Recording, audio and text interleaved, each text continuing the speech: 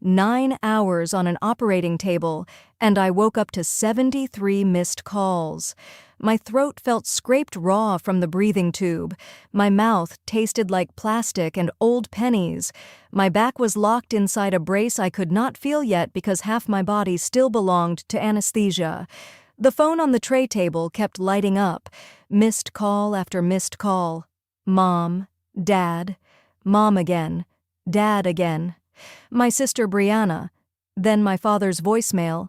I dragged the phone close with fingers that barely worked and pressed play. His voice came through calm, almost cheerful, the way he sounded when he had already decided I would understand. "Baby, don't get upset. We sold your condo to pay for your sister's wedding. You were out cold, so we signed the papers for you. $425,000. It's handled." Handled. My home was gone while a machine breathed for me. My sister's wedding was 3 weeks away. I could barely lift my arm, but I made one phone call. And by the time that wedding rehearsal dinner started, the whole family learned something they should have known before touching my name. A woman flat on her back can still keep records. My name is Carmen Sanders. I am 34 years old, and I have spent most of my life being the calm one in rooms where everybody else gets to fall apart. In my Black family, they loved the word strong when it meant I would absorb the impact. In the Sanders house, strong was not a compliment. It was an assignment. That was my job in the Army. I served 2 deployments as a medic before I became a surgical nurse back home in Columbus, Ohio. I learned to hear panic without catching it. I learned to read a room, check the bleeding, check the airway, check the pulse, and move in order. That training saved other people first, then it saved me. The nurse who came in after surgery was a young woman named Elena Pritchard. She checked my blood pressure, adjusted the monitor leads on my chest, and told me the surgeon was pleased. 3 spinal levels fused. Old damage finally repaired. 9 hours, no major complications. I had been the nurse with the clipboard 1,000 times. Now I was the patient in the bed, and I hated it. "Can you play that voicemail again?" I asked. My voice came out like gravel. Nurse Pritchard frowned, but she tapped the screen for me. My father's voice filled the little recovery room again. "We sold your condo. You were out cold. We signed the papers for you. It's handled." I stared at the ceiling tiles while the words settled into facts. Sold. Signed. Out cold. 3 facts stacked in my mind like a triage board. I am a surgical nurse. I do not panic in the first 10 seconds. I assess. Somebody had put my name on a document while I was unconscious in this hospital. That was not family helping. That was a signature that should not exist. "Nurse Pritchard," I said, "I need a copy of my anesthesia record, complete, times included." She blinked, and for 1 second I saw her decide whether the drugs were talking. They were not. "I can tell medical records you will be requesting it," she said carefully. "Thank you." She looked at me a little differently after that. Not like a confused patient, like a woman in a brace had just started building a case from a hospital bed. To understand what they took, you need to understand what that condo was. It was not just square footage. I bought it at 28, 2 years after my second deployment. The bank officer looked at me like a single woman on a government nurse's salary should be renting something small and thanking God for the roof. I had a bad back from an old injury, 2 duffel bags of Army habits, and a savings account I had built one boring lunch at a time. I packed my food. I worked doubles. I said no to trips I wanted. I kept the same car even when the heat started blowing only on the driver's side floor. I saved like it was a mission because that is how I knew how to survive. The condo was on the 3rd floor of a plain brick building near the hospital. No fancy view, just a parking lot, a strip of sky, and one maple tree that turned red early every fall. The first night I owned it, I sat on the living room floor because I did not have furniture yet. I cried with the key in my hand. Not loud. Just enough to let my body know the door was mine. 6 years I paid that mortgage down. 6 years of extra shifts, no vacations, cheap coffee, and sleeping with ice packs when my spine ached after long cases. By the time I went in for surgery, I had close to $300,000 in equity. That number was not greed. It was my Sundays, my sore feet, my packed lunches, my first safe door. My family knew exactly what that place meant. That is the part I still cannot make soft. 4 months before my surgery, my father asked me about it at Sunday dinner. We were at my parents' house, and my mother, Claudia, had the whole family around the table. My little sister Brianna's wedding binder sat beside the blue glass punch bowl like it needed its own chair. To anyone looking in, we were a steady black family having an ordinary Sunday meal. To me, by the time my father cleared his throat, it felt like a budget meeting I had not agreed to attend. My father, Gregory Sanders, leaned back and said, "You ever think about pulling some equity out of that condo?" He said it lightly, half joke tone, the one people use when they are testing whether stealing from you will be easy. "No," I said. He smiled. "I just mean, Brianna's wedding is getting bigger than expected. Family helps family." "My condo is not part of anybody's wedding budget." Brianna rolled her eyes. "Nobody said it was." My mother patted her hand. "Your sister is just practical," she said, which in our family meant cold. I looked at my father. His jaw had tightened for half a second before he covered it with a laugh. I saw it. People think I trusted them because I did not fight louder. I saw plenty. That week I did 3 things. First, I told my father again, plainly, that my condo was mine and I was not borrowing against it. Second, I called my bank and asked them to add extra verification for large transactions because something in his face had stayed with me. Third, I pulled out an old power of attorney. Years earlier, before my second deployment, I had signed an emergency POA naming my father. If I was hurt overseas, he could handle bills, my lease, basic property matters, and anything that had to be handled while I was unreachable. I came home. I bought the condo. I forgot to revoke it. That was my mistake, but not the kind of mistake that gives people permission to use your name while you are unconscious. 2 days before surgery, while I was organizing pre-op instructions and moving a grabber tool beside my bed, I signed a written revocation of that power of attorney. I scanned it. I photographed it. I emailed a copy to myself and to an old JAG contact from my Army days, because overseas taught me to back up important paper 3 ways. Then I drove to my parents' house and handed my father a paper copy across his kitchen table. "Just cleaning up old documents before I go under," I said. He took it. He nodded. He set it near the fruit bowl. I felt safe. That may be the cruelest part of the whole story. Not the betrayal itself, but the small, clean moment when you think you have protected yourself. Because somehow, while I was under general anesthesia, my signature still ended up on a deed. Before I go further, tell me where you're listening from tonight.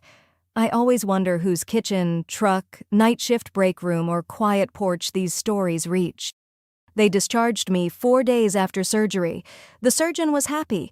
The hardware looked good. My pain was controlled enough for insurance to want the bed back, which is how hospitals measure miracles. I could shuffle down the hallway with a walker. I could stand long enough to brush my teeth. I could repeat the rules. No bending, no twisting, no lifting more than a gallon of milk. I was in the discharge wheelchair when the practical problem hit me. I had nowhere to go. My condo, the place I had set up for recovery, with the raised toilet seat and bed rails and freezer meals, technically belonged to someone else now. I could not drive. I was taking pain medicine and muscle relaxers.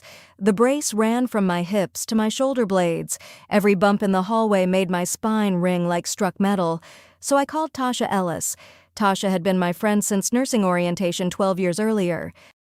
The kind of friend who shows up with a cooler, a pill organizer, and a look that says she will ask questions once you are fed. She picked me up, drove me to a short-term rental 2 miles from the hospital, and helped me into a beige furnished bedroom that smelled like somebody else's beach trip. She lined up my medicine bottles on the nightstand, set soup beside the bed, and then watched me reach for a notebook. "Carmen," she said gently, "you just had spine surgery." "I know." "Who are you calling first? Your mother?" "No." That surprised even me. The first call was to a real estate attorney. His name was Leonard Brooks. A coworker had recommended him years before after a nasty divorce. I called from that rented bed with 3 pillows behind me and described what happened in the flat voice I use for handoff reports. Patient stable, home sold, signature impossible, old POA possibly involved, revocation signed before surgery. Leonard listened without interrupting. Then he asked 3 questions. Was there ever a power of attorney naming your father? Yes. Did you revoke it? Yes, 2 days before surgery, in writing. Who bought the condo? I do not know yet. There was a pause. Then he said, if a deed was signed under authority, you had already revoked, and if your name was signed while you were under anesthesia, that deed may not be worth the paper it was printed on. But we prove this step by step. Nobody hands that to you. Nobody hands that to you. I almost laughed. Nobody had ever handed me anything. Get me the recorded deed, he said. The settlement statement, the notary block, any closing file we can pull. Do not argue with your family about details. If they talk, listen and write it down. I hung up and opened my notebook. On the first page I wrote, surgery date, voicemail time, closing date, who signed, who notarized, who bought. I left wide margins. The Army taught me that when everything is chaos, you make a list and work the list. My parents showed up that afternoon. My mother came in first with grocery store flowers and a foil-covered casserole, as if noodles could cover a felony. She was a neat woman, always had been. Brown skin, smooth under careful makeup, hair pressed into a silver-streaked bob, church earrings in on a weekday. My father came behind her with his hands in his pockets, wearing the wounded face he used when he wanted credit for being reasonable. Baby, my mother said, we have been worried sick. I looked at the flowers. You called 73 times after the surgery, not before. She set the casserole down and started talking too fast. They had no choice. The venue needed money. The photographer had another offer. The market was good. They would make sure I was taken care of. I should not stress while healing. Then she said the line that still makes my jaw ache. Honey, it is just a condo. Stay. Your sister only gets married once. Just a condo. The same woman had helped me carry boxes into that condo. She had stood in my empty kitchen and said she was proud of me. She had used my guest bathroom. She had asked to borrow my parking pass when her car was in the shop. Now it was just a condo. My father finally spoke. You were always the strong one, Carmen. We knew you would understand. Brianna needed this. You did not. I did not raise my voice. Pain had sharpened me down to essentials. Who notarized my signature? The steam from the casserole curled between us. My mother looked at my father. My father looked at the carpet. Everything was handled properly, he said. That is what people say when nothing was. Then he made his first mistake. Russell handled the paperwork end. Russell. I wrote the name in my notebook the moment they left and drew a box around it. Before leaving, my mother tried the part meant to trap me. The money was already moving. Deposits down. Dress paid. Rehearsal dinner booked. The Colemans, Brianna's future in-laws, were important people. The wedding was 3 weeks away. If you do anything rash, she said, smoothing the blanket over my knees like I was 8, you will ruin your sister's wedding. There it was. The deadline as a weapon. They thought 3 weeks was on their side. They thought I would not blow up a wedding already in motion. They thought I would swallow a stolen home to keep the family picture pretty. For one tired, drugged minute, I almost understood their math. Then the medic in me took over. A deadline is not an emotion. A deadline is a number on a timeline. And timelines are very useful when you know how to read them. 3 weeks was not their advantage. 3 weeks was my window. The first thing I tried to do was get into my own condo. That sounds simple until your spine has been opened and closed like a repair job, and your family has already started treating your property like a dead person's estate. Tasha drove me there the next morning because I could not stand the thought of sitting in that rental while strangers touched my walls. We pulled into the visitor space behind the building, and for a second I just stared up at my balcony. 3rd floor, second from the end. The little metal chair was still outside. The basil plant I had forgotten to ask anyone to water was bent over in its pot, dry and defeated. My wind chime moved in the breeze. Everything looked normal from the parking lot, which made it worse. Normal is cruel when it belongs to somebody who has just been robbed.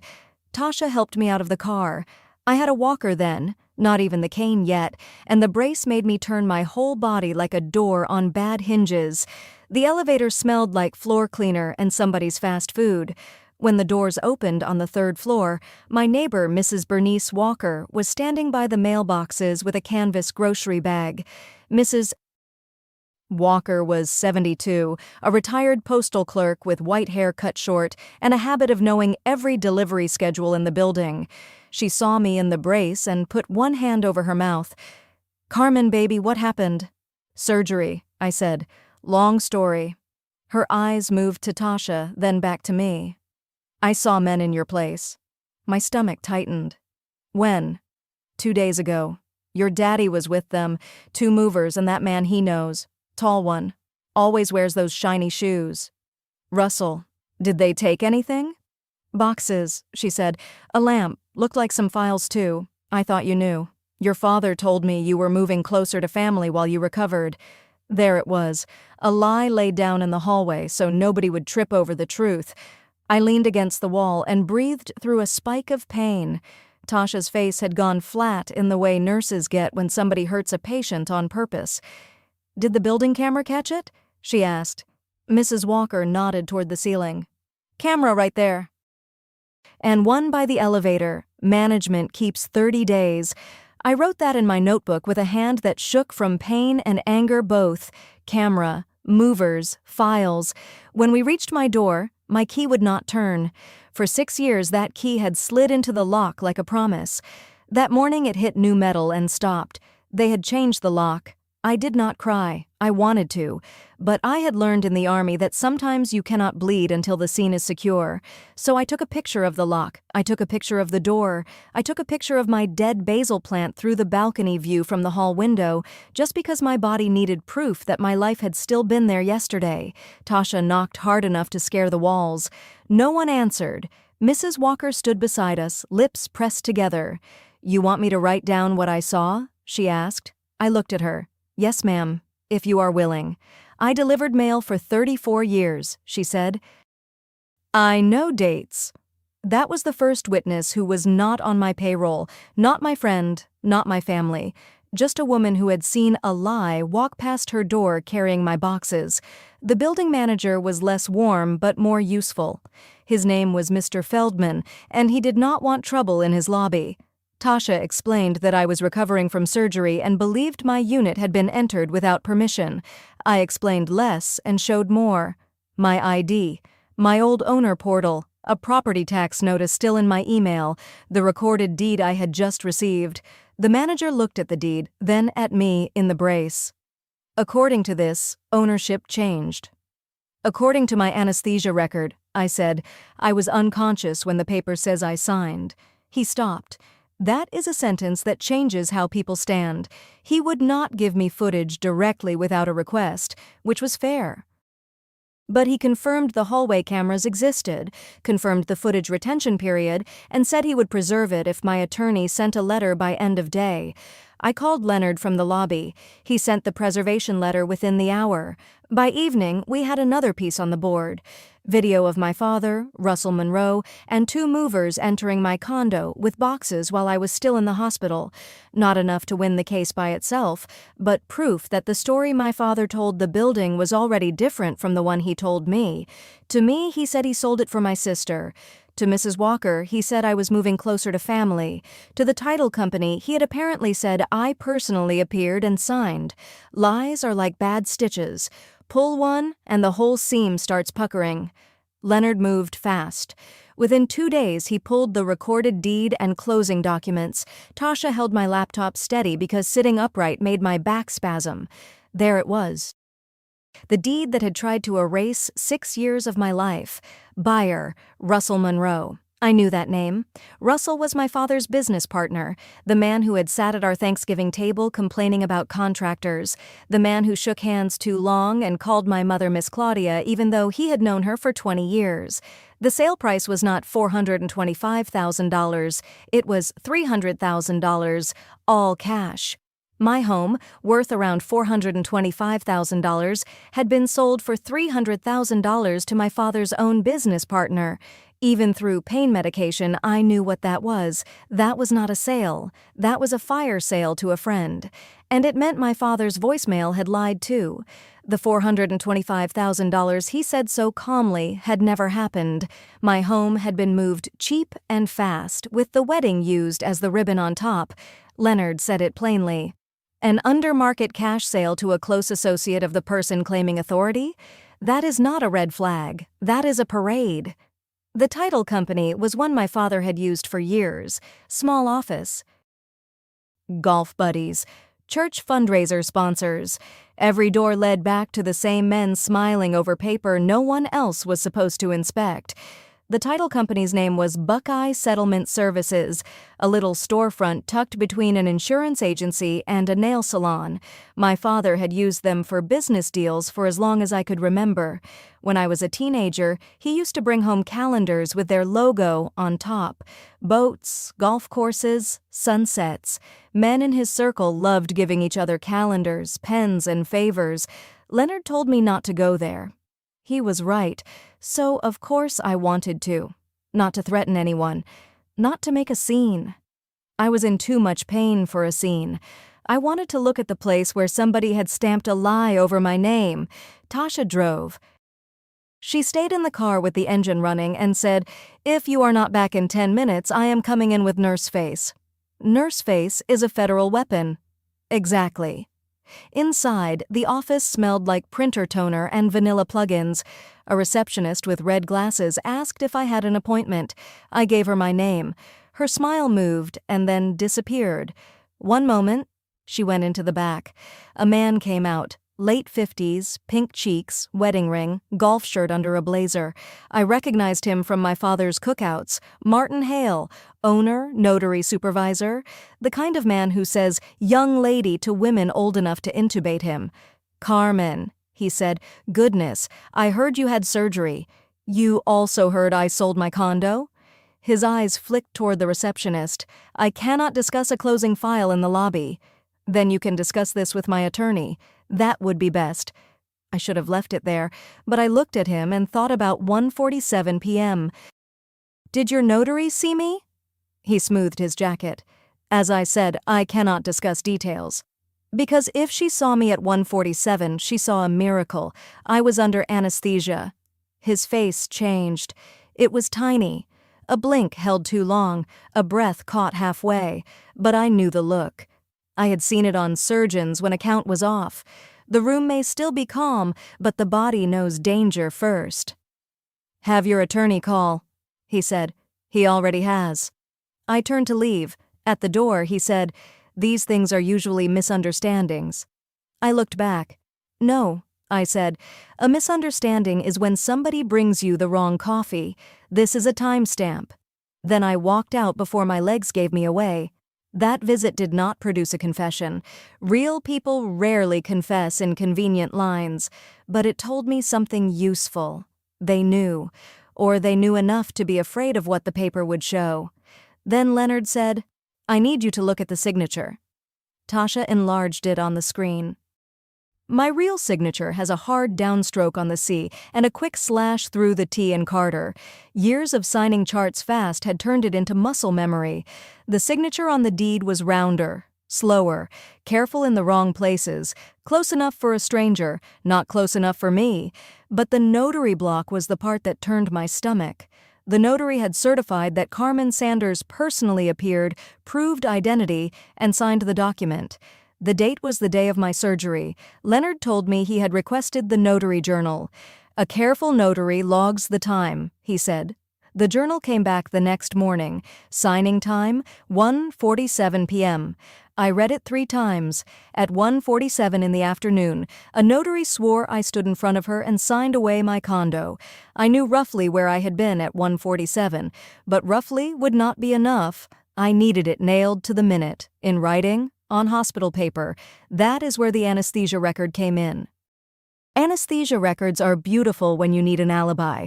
They are boring until they save your life twice. Every few minutes, the team logs what your body is doing: blood pressure, oxygen, heart rate, medications, airway, position, start time, stop time, events. When my record arrived, I read it like any chart. Induction at 10:58 a.m., intubation at 11:03, prone positioning confirmed, surgical start, vitals every 5 minutes. At 1:45 p.m., my blood pressure was logged, oxygen steady, anesthesia maintained, surgeon working at the second fusion level. At 1:50 p.m., same. At 1:47 p.m., the exact minute the notary claimed I signed a deed, I was face down on an operating table with a tube in my throat and another person's hands inside my open back. There is no family version of that, no softer explanation, no misunderstanding. I could not have signed because I was not available to my own body. When I read the times to Leonard, his voice changed.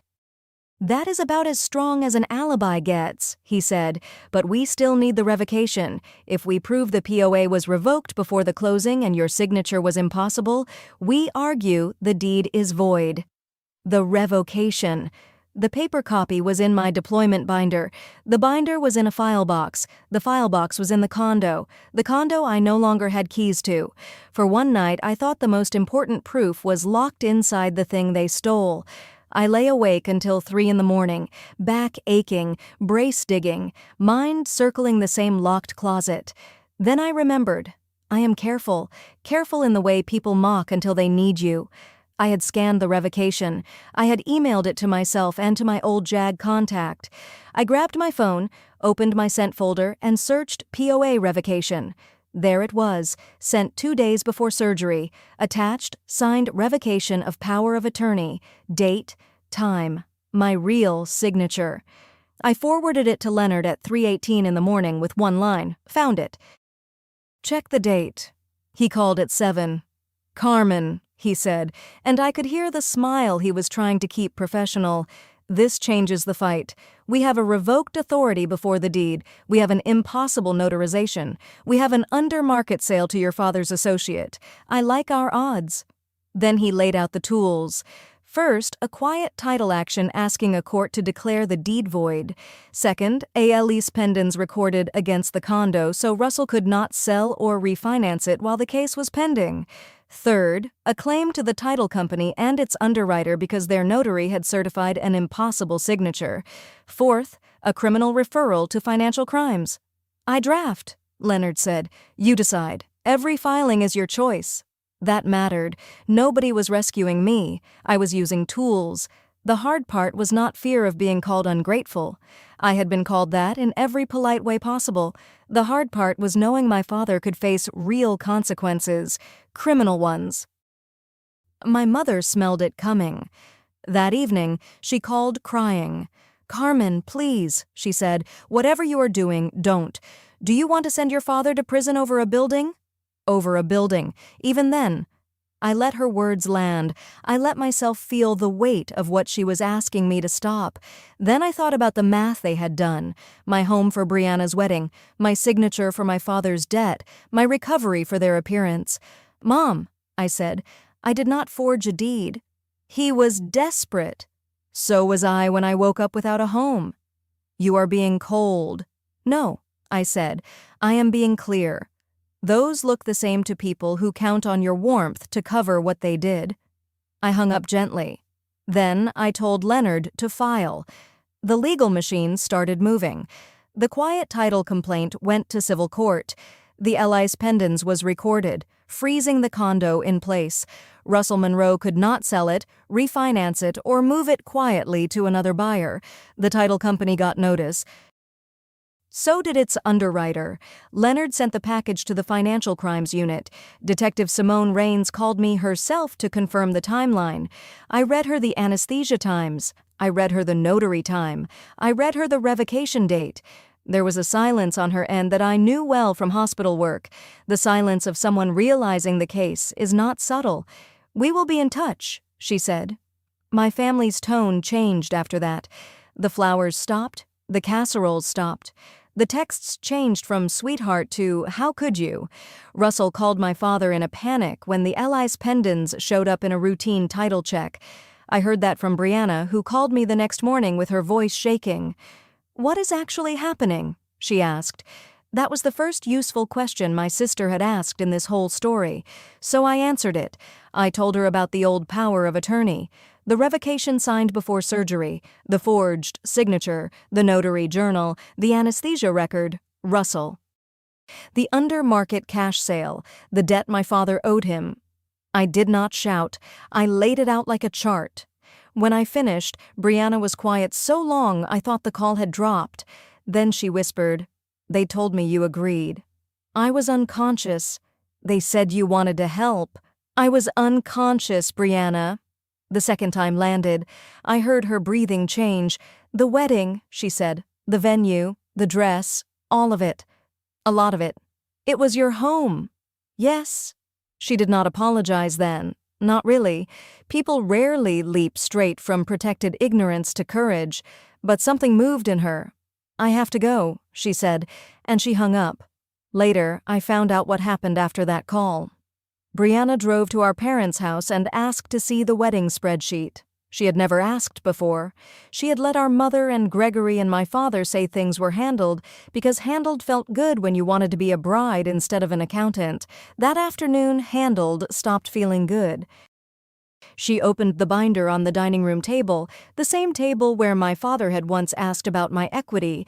There were receipts in plastic sleeves, venue, florist, dress, band, photographer, deposits paid in cashier's checks and wires that did not match any account she knew. "Where did this money come from?" she asked. My mother cried first. My father got angry, second. That is how they usually worked. Tears softened the room. Anger guarded the door. Brianna called me from her car afterward. "They said you are trying to punish us because you are lonely." I was sitting on the rental bed with an ice pack against my hip. "Do you believe that?" She did not answer right away. "I do not know what I believe," she said, "but I know they will not show me the closing papers." "That is a start." "A start to what?" "Knowing what you do not know." She let out a breath that sounded like it hurt. "Gavin's parents are going to ask questions if this gets out." "It is already out," I said. A lis pendens is public, the lawsuit is public, the deed is public. The only thing private was everybody pretending not to see it. I did not want this. "I believe you." And I did. I did not believe she was innocent. Those are different things. Brianna had enjoyed the benefits of not asking. She had let my home become lace and lighting and a country club menu, but there was a difference between designing the theft and accepting the silence that made it possible. That difference mattered. Not enough to save the wedding. Enough to leave one small bridge between us. My father came to the rental 2 days later, alone. No flowers, no casserole, no act. He looked older than I had ever seen him. Gray at the beard line, shirt wrinkled, eyes swollen like he had slept badly or not at all. He sat on the beige couch Tasha hated and put both hands over his face. "The Riverside project went under," he said. I waited. I owed Russell $140,000. I could not pay. Brianna was marrying into the Coleman family. Edward Coleman owns 3 dealerships. Patrice has real pearls for breakfast. I could not have them think we were nothing. There it was. Not love, not wedding joy, shame. My father sold my home because he was scared rich people would see him clearly. "I did not know how else to fix it," he said. The awful part is that I believed him. I believed he was ashamed. I believed he was desperate.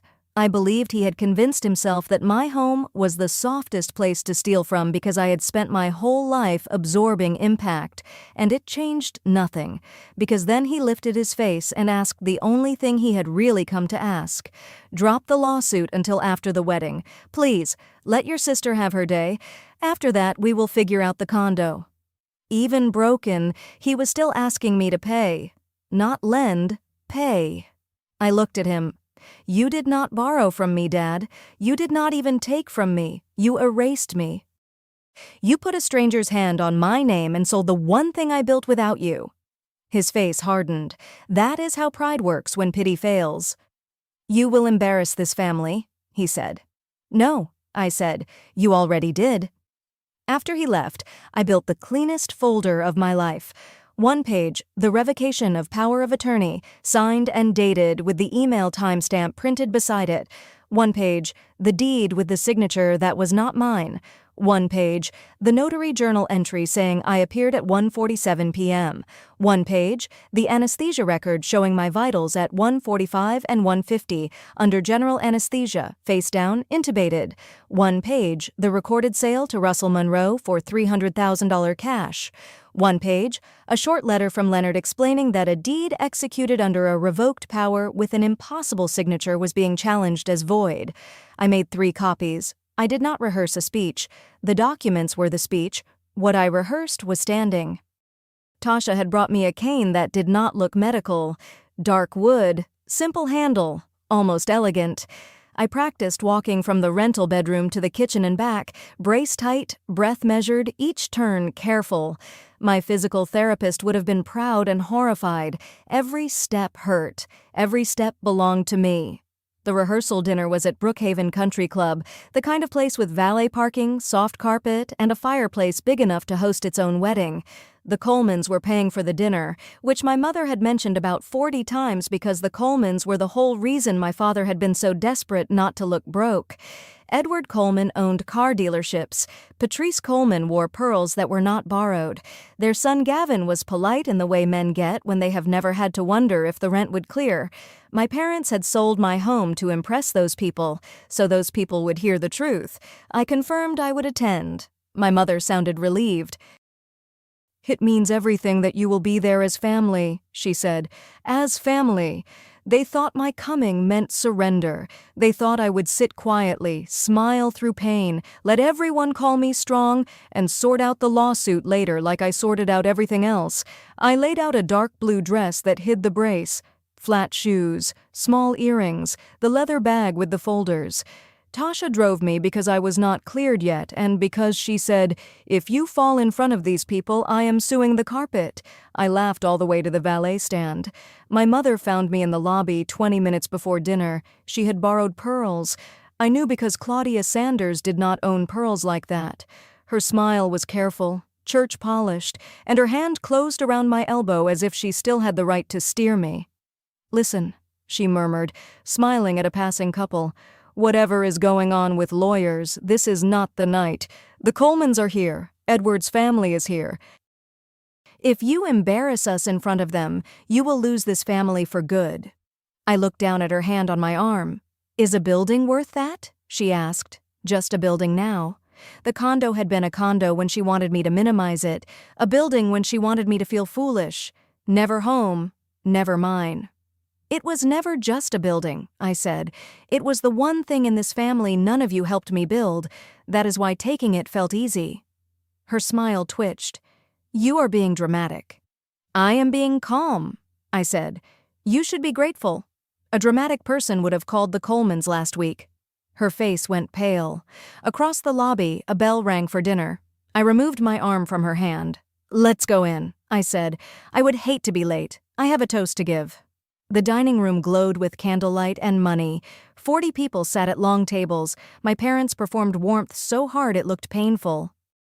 Brianna sat near the head table in a cream dress, her face tight, not glowing like a bride 3 weeks from her wedding should glow. She had heard enough to be afraid. My father spotted me and came over with a face full of relief and dread.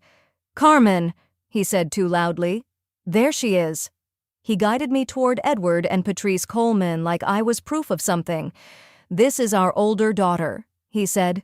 "Surgical nurse, Army medic, served 2 tours, strongest woman I know, always taking care of the whole family." I shook Edward's hand. I shook Patrice's. I let my father stand there inside the lie for 1 more minute. The higher people climb on a false story, the less help you need when gravity starts. Dinner began. Salads came. Wine was poured. People talked about honeymoon weather and flower deliveries. I sat with the leather bag beside my chair and the cane against my knee. My back burned. My throat stayed calm. Then my father stood and tapped his glass. The room quieted. "I just want to thank everyone," he said, voice thick with feeling, "for being here as these two families come together. A wedding like this takes love, it takes sacrifice, it takes a family willing to pull together and give what they can." He lifted his glass toward me, and I am proud to say our family has always known how to sacrifice for each other. There it was, the opening. I set my napkin down and stood, slowly. The brace held my spine straight. The cane took my weight. Every person in that room turned toward me. "Since we are talking about sacrifice," I said, "I would like to say a few words about my sister." The room softened. People smiled politely. Brianna went still. I looked at her first. "Brianna, I have loved you since the day they brought you home. None of what I am about to say is because I want to hurt you." My father lowered his glass. "Carmen," my mother whispered. I reached into the leather bag. 3 weeks ago, I had 9 hours of spine surgery under general anesthesia," I said. "While I was unconscious, someone signed my name to a deed selling my condo, my home, a home worth about $425,000, sold for $300,000 cash to my father's business partner, Russell Monroe." A murmur moved down the table.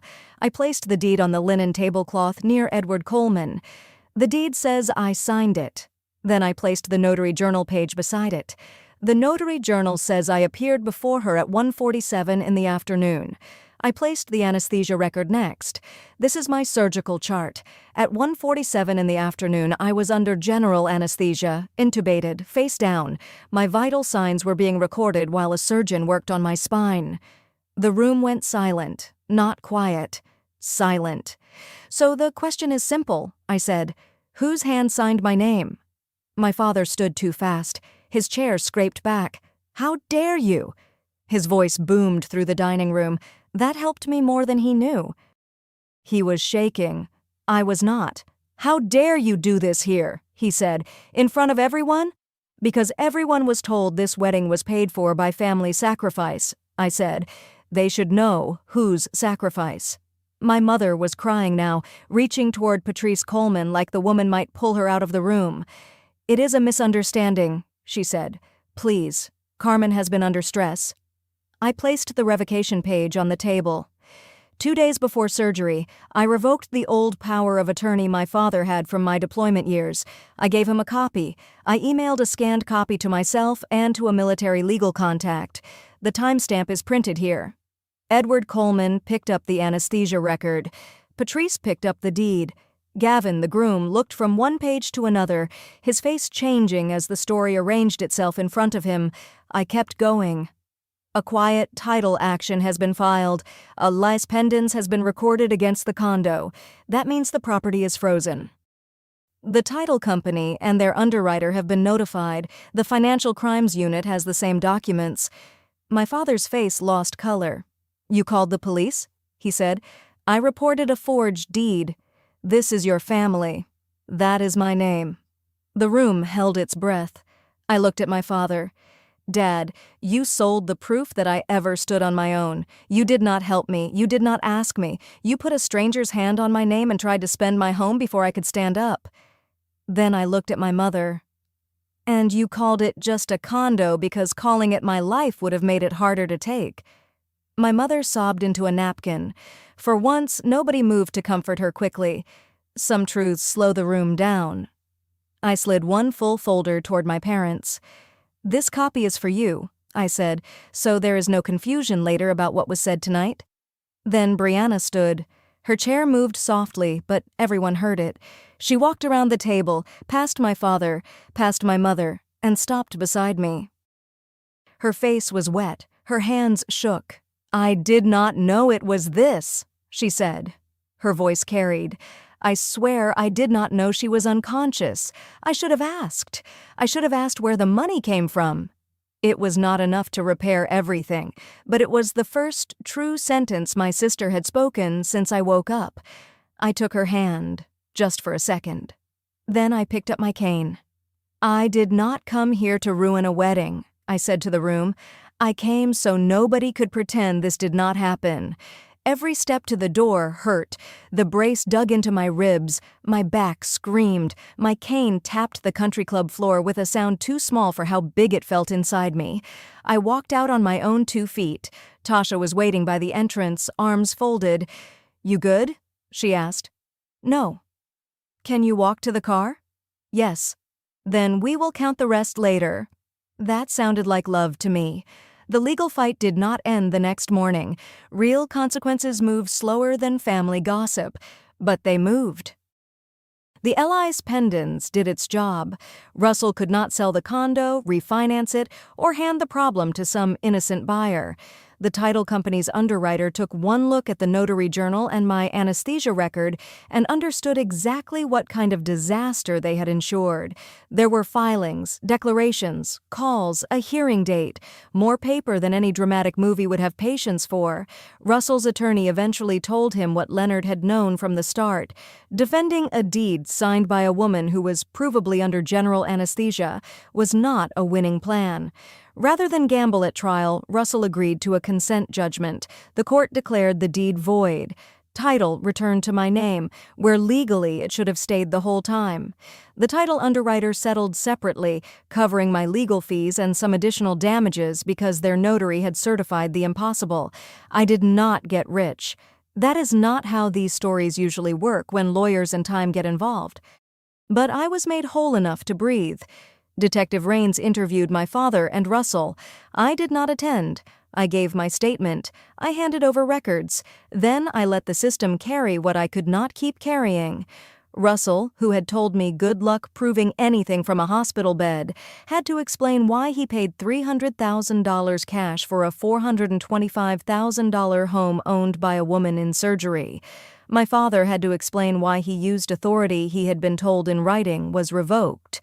The notary had to explain how I personally appeared before her while I was intubated. Those conversations had consequences, slow ones, paper ones, the kind that follow a person longer than a shouted scene. The building footage became part of the civil file too. It showed my father and Russell entering with movers 2 days after surgery. It showed boxes coming out. My old deployment binder was visible in one mover's arms because I had labeled it in thick black marker, like the careful woman everyone found so useful. Deployment, medical, legal. I watched that clip once in Leonard's office. Only once. There is something strange about seeing people carry your life on silent video. No sound, no apology, no dramatic music. Just men doing a job. A neighbor walking past with groceries. My father holding the door. Leonard paused the footage where my father looked straight up at the hallway camera. He knew it was there, Leonard said. He thought nobody would ask for it. That was the whole story in one sentence. They thought nobody would ask. Not the notary, not the title company, not Russell, not my sister, not the building manager, not the family at the rehearsal dinner. They all counted on the same thing my family had counted on for years. Carmen will handle the loss quietly. Carmen will not want trouble. Carmen will be too hurt, too tired, too responsible, too strong. They forgot that strong people know how to work while injured. The title company fired the notary before the case settled. Martin Hale stepped down from the hospital charity board after Detective Raines visited his office.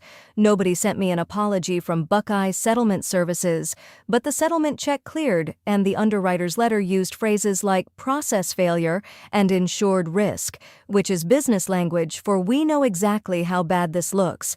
Mrs. Walker wrote her statement in neat blue pen, the way a retired postal clerk writes when she knows somebody official will read it. I saw Mr. Sanders on Tuesday with 2 movers and Mr. Monroe. He told me Ms. Carmen was moving closer to family. Ms. Carmen was not present. That sentence did not win the case alone, but it mattered to me, because after all the signatures and stamps and filings, there was still one neighbor willing to say what she saw. Sometimes justice is not one big hammer. Sometimes it is a dozen small honest things stacked high enough that a lie cannot see over them. The wedding did not happen as planned. The Colemans lost their appetite for joining a family under financial crimes investigation. Brianna postponed it. For a while, she and Gavin were not even sure they would stay together. That part was not my doing. It was the cost of building a wedding on a stolen floor. Brianna and I are careful now. Careful is not bad. Careful is honest. She came to my condo 2 months after the judgment, carrying a plant and looking like she might run if I spoke too sharply. "I know a plant is stupid," she said. "It is a little stupid." She laughed and cried at the same time. Then she said, "They told me you wanted to help. I believed it because it made my life easier." That was the apology I needed more than tears. Specific, ugly, true.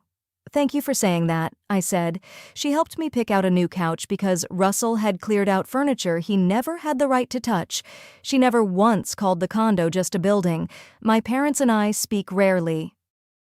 I did not cut them off with some grand speech. I simply stopped being the account they could draw from. My mother still sends messages about forgiveness, by which she usually means forgetting. I answer kindly when I can and briefly when I cannot. My father's case moved through the system at its own gray pace. I will not pretend that was easy. There were nights I looked at old pictures and wished he had only been the man who taught me to change a tire in the rain. But people are not only their best afternoon, they are also what they do when they think you cannot fight back. A few months after the judgment, I stood in my living room again. Empty walls, bare floor, afternoon light through the window, falling across the spot where I had sat crying with my key 6 years earlier. My back still hurt. I had a cane in one hand and a new key in the other. I stood there a long time. No music, no speech, no family watching, just me and a door that was mine again. I walked room to room slowly. The bedroom closet was empty except for one broken hanger. The kitchen drawers had been cleared. The bathroom rails I had installed before surgery were still there, which almost made me laugh. They had taken my furniture, my files, my lamps, and still left the thing I needed to recover because nobody stealing a life thinks about recovery. In the hall closet, pushed behind the vacuum, I found one box the movers had missed, not the deployment binder. That was long gone and already replaced by scans. This was a smaller box with old photos, my first condo insurance policy, 2 Christmas ornaments, and the card my unit gave me when I came home from my second deployment. On the front was a cartoon medic with a coffee cup. Inside, 6 people had written jokes and blessings and one line from my old sergeant. "Sanders, you are hard to knock down because you learned how to land." I sat on the floor right there in the closet. It took me a full minute to get down safely. It took longer to get up, but I sat there anyway, holding that card because sometimes you need to be alone in the room that was almost taken from you and remember all the versions of yourself who paid for it: the medic, the nurse, the woman on the operating table, the woman with the folder. All of them had come home. Tasha came by later with takeout. She walked in, looked around, and said, "This place needs a chair." "It needs a lot of things." "Good," she said. "We can start with one." That is how rebuilding actually happens. One chair, one form, one court order, one real signature at a time. I went back to work when my surgeon cleared me, back to the operating room, back to being the calm woman beside the sterile table, counting instruments and reading the room. Only now, when anesthesia starts and the chart begins logging every few minutes, I think about what those numbers did for me. They were written to protect my body. They ended up protecting my name. That is